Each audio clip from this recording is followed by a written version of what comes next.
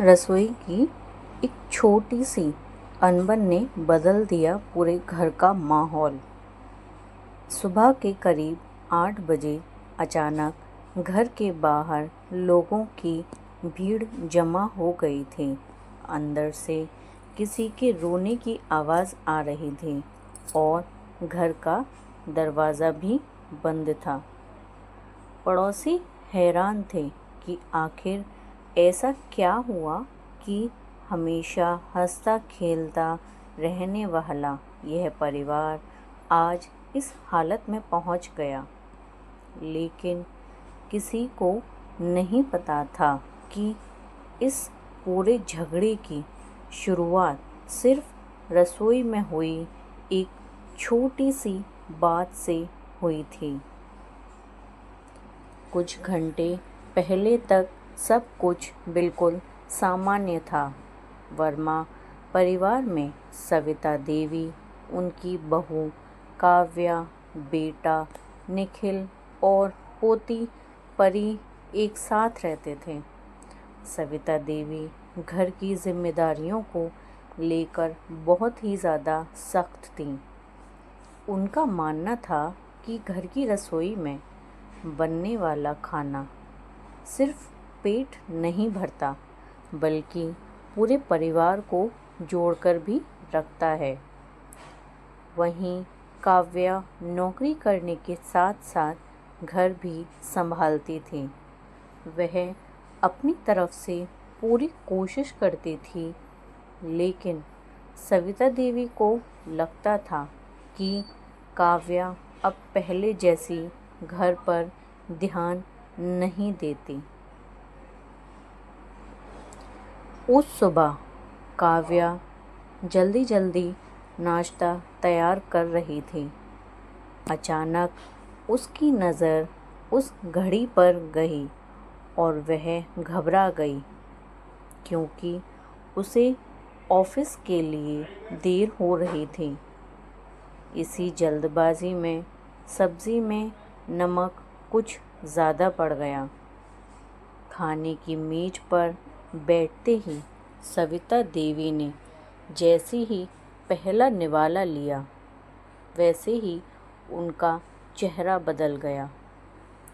उन्होंने गुस्से में कहा, काव्या, आखिर तुम्हारा ध्यान कहाँ रहता है? रोज़ रोज़ की लापरवाही अब बर्दाश्त नहीं होती।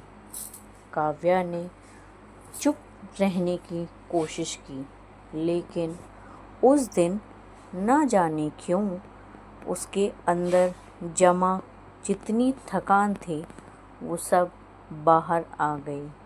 उसने कहा, माँ जी, एक दिन खाना ख़राब हो गया तो क्या हुआ? क्या मैं इस घर के लिए कुछ करती ही नहीं हूँ?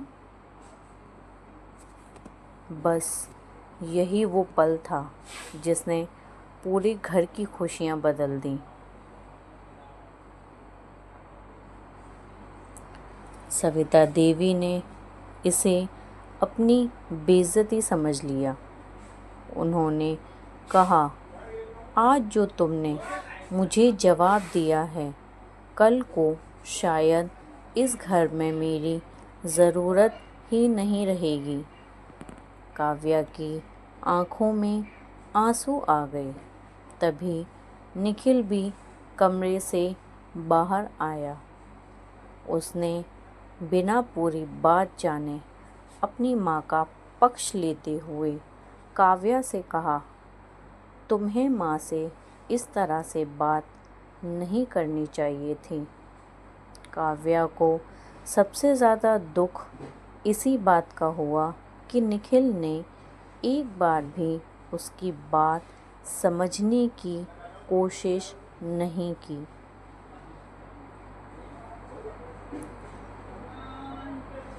उस दिन काव्या ऑफिस तो चली गई, लेकिन जाते जाते उसने रसोई का दरवाज़ा बंद कर दिया।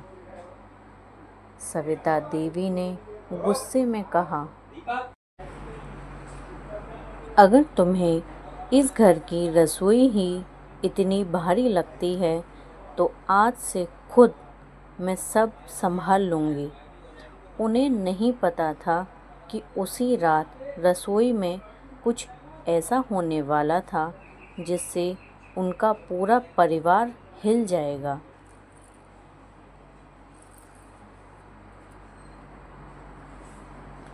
शाम को काव्या घर लौटी तो घर असामान्य रूप से शांत था। निखिल सोफे पर बैठा था और सविता देवी अपने कमरे में थीं। काव्या ने कई बार बात करने की कोशिश की, लेकिन किसी ने उससे ठीक से बात नहीं की।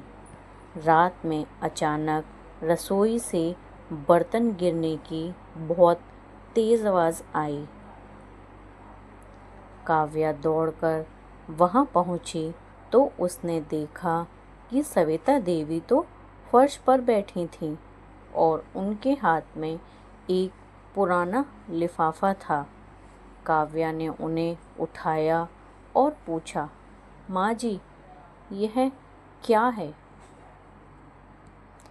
सविता देवी ने लिफाफा तुरंत अपने आंचल में छिपा लिया और बोली, कुछ नहीं, तुम अपने कमरे में जाओ। लेकिन काव्या को उनकी आंखों में डर साफ दिखाई दे रहा था। उसे ऐसा पहली बार लगा कि बात सिर्फ सुबह हुए झगड़े की नहीं है। आखिर इस लिफाफे में ऐसा क्या था जिसे सविता देवी सबसे छिपा रही थीं?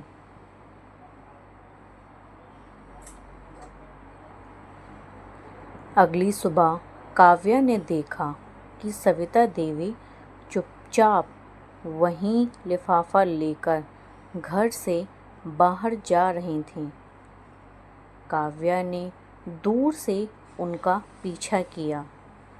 सविता देवी एक पुराने मंदिर के पीछे बने छोटे से कमरे में पहुंची और वहां एक बुजुर्ग महिला को वह लिफाफा दे दिया। काव्या यह देखकर हैरान रह गई। वह कुछ समझ पाती उससे पहले ही सविता ने पीछे मुड़कर उसे देख लिया। दोनों की नज़रें मिली।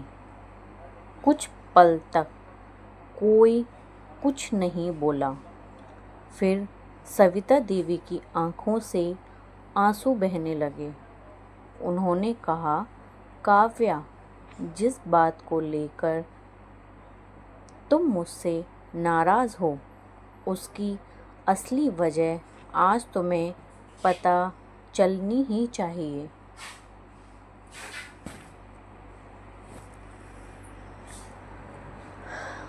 उन्होंने बताया कि कुछ महीनों से निखिल के कारोबार में भारी नुकसान हो रहा था। घर की आर्थिक स्थिति बिगड़ने लगी थी, लेकिन निखिल अपनी पत्नी और बेटी को चिंता में नहीं डालना चाहता था। सविता देवी ने अपने पुराने गहने बेचकर निखिल का कर्ज चुकाने में उसकी मदद की थी। वह चाहती थीं कि काव्या पर घर की परेशानियों का बोझ न आए, इसीलिए अक्सर उसका ध्यान रखने के लिए सख्त बातें करती थीं। वह लिफाफा उसी कर्ज की आखिरी रसीद थी।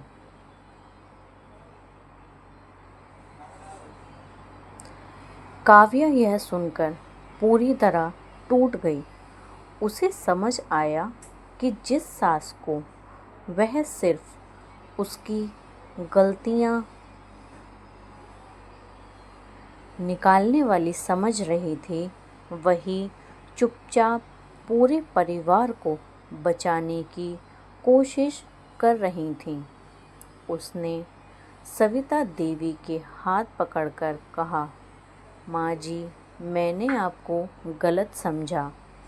एक कटोरी सब्जी के नमक की वजह से मैंने आपके प्यार को ही भुला दिया।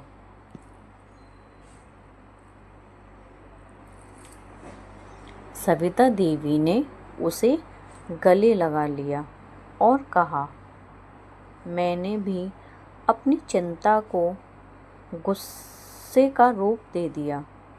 शायद हम दोनों की गलती यही थी कि हमने एक दूसरे से बात करने के बजाय मन में बातें जमा कर लीं।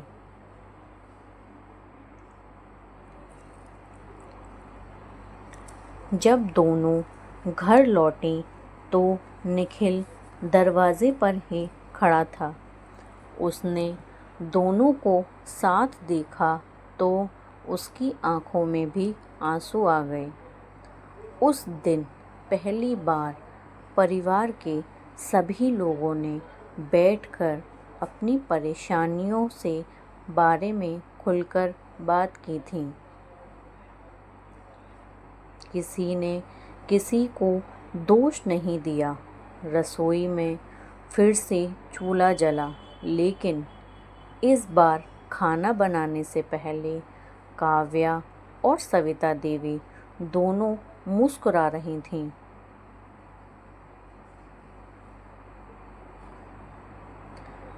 उसी शाम छोटी परी ने दादी से पूछा, दादी, आज सब इतने खुश क्यों हैं? सविता देवी ने मुस्कुराकर कहा, क्योंकि बेटा, आज हमारे घर में सिर्फ खाना ही नहीं बना, आज रिश्ते फिर से पक गए हैं।